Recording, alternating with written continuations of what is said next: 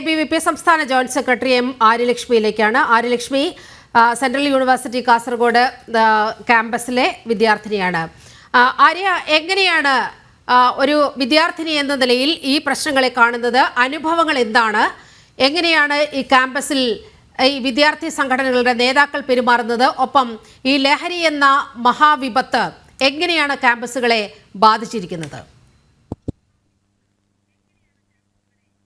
2024 ലഹരിയുമായി ബന്ധപ്പെട്ടിട്ട് ഇന്ത്യയിൽ രജിസ്റ്റർ ചെയ്ത 89,913 കേസിൽ 27,701 കേസുകൾ കേരളത്തിലാണ് എന്നുള്ളത്, രജിസ്റ്റർ ചെയ്യപ്പെട്ടുള്ളത് കേരളത്തിലാണ് എന്നുള്ളത് തന്നെ വളരെയധികം ഞെട്ടിക്കുന്ന ഒരു കാര്യമാണ്. കേരളത്തെ എങ്ങനെയാണ് ലഹരി മാഫിയ പിടികൂടിയിട്ടുള്ളത് എന്നുള്ളത് നമുക്ക് ഇതിൽ നിന്ന് തന്നെ മനസ്സിലാക്കാൻ വേണ്ടി സാധിക്കും. ഒരു വിദ്യാർത്ഥിനി എന്ന നിലയിൽ ക്യാമ്പസുകളിൽ പോകുന്ന സമയത്ത് പലപ്പോഴും പലതരത്തിലുള്ള വിദ്യാർത്ഥി സംഘടനകളുടെ SFIയുടെ ആകട്ടെ KSUവിന്റെ ആകട്ടെ വിദ്യാർത്ഥി നേതാക്കളുടെ ഭാഗത്തു നിന്ന് ലഹരിയുടെ ഉപയോഗം ഏത് തരത്തിലുണ്ട് എന്ന് നേരിട്ട് അറിഞ്ഞിട്ടുള്ള ഒരു ആള് കൂടിയാണ് ഞാൻ എന്നുള്ളത്. ഞാൻ മുൻപ് പഠിച്ചിരുന്ന ക്യാമ്പസിൽ ഇതിന്റെ പേരിൽ മദ്യപിച്ചെത്തി എന്നുള്ളതിന്റെ പേരിൽ SFIയുടെ ഒരു നേതാവിനെ പുറത്താക്കിയ, അല്ലെങ്കിൽ അവരുടെ സ്ഥാനത്ത് നിന്ന് ഒഴിവാക്കിയ സന്ദർഭങ്ങളെല്ലാം ഉണ്ടായിട്ടുണ്ട്. എന്നാൽ അത് ഇപ്പൊ ഈ ഒരു സമയത്താണ് ഇത് കുറച്ചും കൂടി പുറത്തു വരുന്നതും എന്നുള്ളതാണ് കൂടുതലായിട്ട് പറയാനുള്ളത്. നമുക്കറിയാം, ഇപ്പൊ കളമശ്ശേരി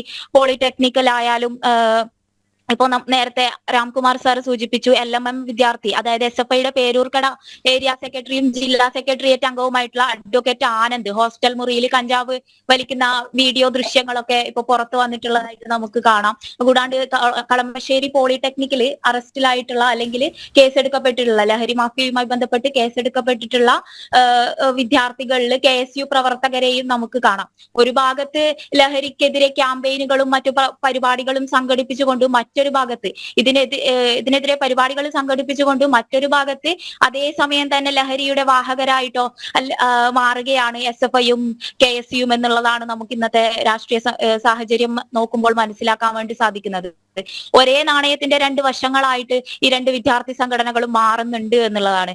നേരത്തെ അതുകൂടാണ്ട് തന്നെ SFIയുടെ മറ്റു വിദ്യാർത്ഥി പ്രവർത്തകരെ കുറിച്ച് പറയുകയാണെങ്കിൽ 2 വർഷം മുൻപ് തിരുവനന്തപുരം ജില്ലാ സെക്രട്ടറിയും ജില്ലാ പ്രസിഡന്റുമായിരുന്നവരെ ക്യാമ്പസിൽ മദ്യപിച്ച് ഡാൻസ് ചെയ്തതിന്റെ പേരിൽ പുറത്താക്കിയ സംഭവം നമുക്കറിയാം. അതുകൂടാതെ തന്നെ കാലടിയുടെ തിരുവനന്തപുരം സെന്ററിൽ അന്നത്തെ യൂണിറ്റ് സെക്രട്ടറി ആയിട്ടുണ്ടായിരുന്ന അഖിൽ എന്ന് പറയുന്ന വിദ്യാർത്ഥിയെ 100 കിലോ കഞ്ചാവുമായിട്ട് 1 വർഷം മുമ്പ് പിടിച്ചതായിട്ട് നമുക്ക് കാണാൻ വേണ്ടി സാധിക്കും. ഇത്തരത്തിൽ ലഹരിയുടെ നിത്യവാഹകരായിട്ട് 100 കിലോ എന്ന് പറയുമ്പോൾ നമ്മൾ കളമശ്ശേരിയിലാകെ കണ്ടെടുത്തതിനെക്കാട്ടിലൊക്കെ എത്രയോ വലുതാണ്.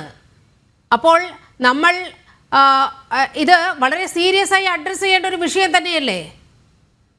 തീർച്ചയായും അതെ. ഇന്ന് കേരളത്തിലെ ബഹുഭൂരിപക്ഷം ക്യാമ്പസുകളും ഭരിക്കുന്ന വിദ്യാർത്ഥി പ്രസ്ഥാനം എന്ന പേരിൽ SFI വളരെയധികം ക്യാമ്പയിനുകൾ നടത്തുന്ന സമയത്ത് ഇത്തരത്തിലുള്ള ക്യാമ്പസുകളിൽ തന്നെയാണ് ഇതുപോലെ ലഹരിയുടെ വാഹകരായിട്ട് അത്തരത്തിലുള്ള വിദ്യാർത്ഥി പ്രസ്ഥാനത്തിന്റെ പ്രവർത്തകരും ലഹരിയുടെ വാഹകരായിട്ടും ഉപയോഗ